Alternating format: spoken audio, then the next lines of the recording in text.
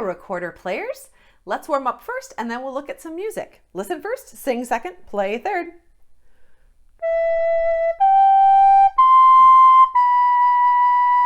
Watch out, I was playing my new C. Middle finger down, yes, and thumb. No first finger. Listen to it one more time.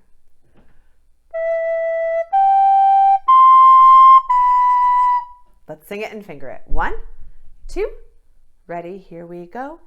E, G, C, B. Let's play it. 1, 2, ready, here we go.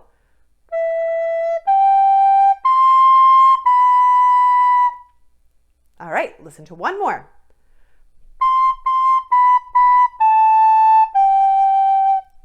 Those notes only use fingers of my left hand. Let's sing it and finger it. 1, 2, ready, here we go. C, C, B, B, A, G. Now let's play it and here we go.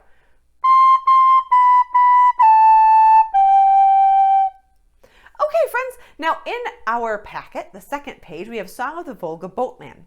So the Volga boatmen were these very hardworking but very poor people. You had to be pretty poor to do this job because it was a very terrible job and nobody wanted it and they didn't pay very much. But these were people that would haul enormous barges, which is another name for big boats, up the Volga River in Russia. The Volga River is a very, very large river and often very cold. So it was a very hard job. But they would sing songs like this one, kind of as encouragement and as propelling their labor. So that's what this song is. It moves a little bit slowly, but it's kind of a gutsy song. All right, let's look at the music first. I'm noticing right away that the first two measures happen twice. So I see, okay, measure 1 is the same as measure 3. Measure 2 is the same as measure 4. And if I look further down the song, I see, oh wait, in the second line, the same thing is true. So the first 4 measures, it's really only 2 measures that happen 1, 2 times in the first line, and then 1, 2 times in the second line. So that's a pretty handy thing. I wanted to review very quickly a couple of things about reading the rhythm in this song so we do it well. So I wrote out the first 2 measures that we see a couple of times in this song. Now, friends, we already know that there are 4 steady beats in a measure, right? Because the time signature told us so. So here we have, we're playing on beat 1. We're playing on beat 2. We're playing on beat 3, but then that sound continues, right, through beat 4. Now, second measure. I'm playing on beat 1, and my sound, of course, continues because it's a half note, right? And then I have a half rest. So this half rest has 0 sound for 2 beats. So for beat 3 and beat 4, I'm expecting 0 sound to occur because of the rests. Now, you might say to me, Miss Monk, why in the world would we put a box rest, a half rest, when we could have written 2 very normal, we read them easily, quarter rests? It's a good question because really I could have written 2 quarter notes, tied them together, and then put 2 rests, and because there's no sound, well, it all would have worked out. Sure, it would have, and it would have sounded the same. But that's a lot of writing to read, and our composers and our editors are always trying to make things streamlined so we can read them quickly. Initially, it's a little harder to read the half rest and remember, is that a half rest or a whole rest? It's a half rest. It's sitting on top of the line, right?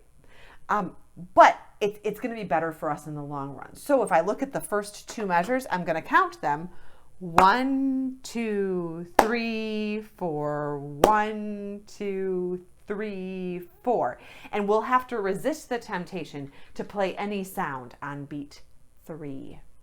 Right? Sometimes that half note can just ta into the next bit and we can't let it do it, right? Let's play the first measure, just the first measure. 1, 2, ready, here we go.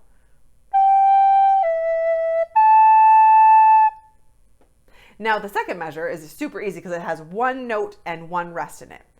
Let's make sure that we're keeping our steady beat and make sure that we stop on beat 3. Let's look at measure 1 and measure 2. Playing it. 1, 2, Ready? Here we go.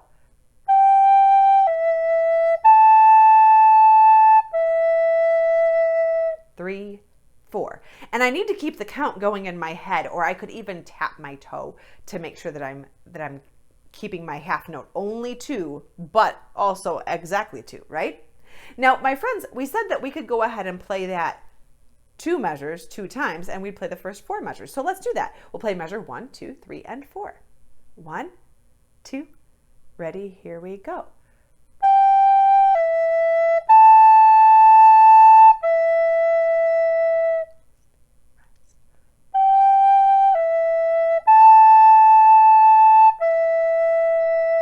Rest, rest.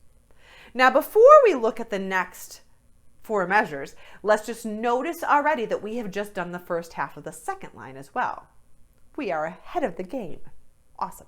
Now let's look at the next 4 measures. So we've got once more, still once more, still once more. That's how it goes. My friends, let's sing and finger those 4 measures. So I'm looking at measures 5, 6, 7, and 8 to finish off the first line. 1, 2, sing and finger. Here we go. G, C, B, C, A, G, E, A, E. Rest, rest. All right, let's play it. If you need to take it in littler chunks, that's fine. Just pause the video. Okay?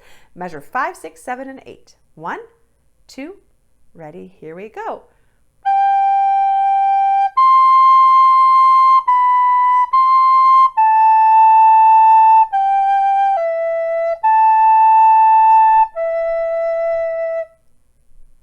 And of course, we have our rests in there, very important.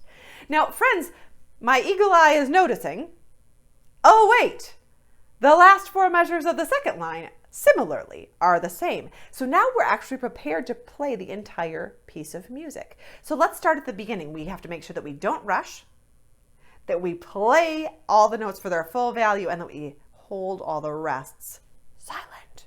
Okay, let's take it from the beginning. If you have trouble, stop the video, go back, and do it again. 1, 2, from the beginning, here we go.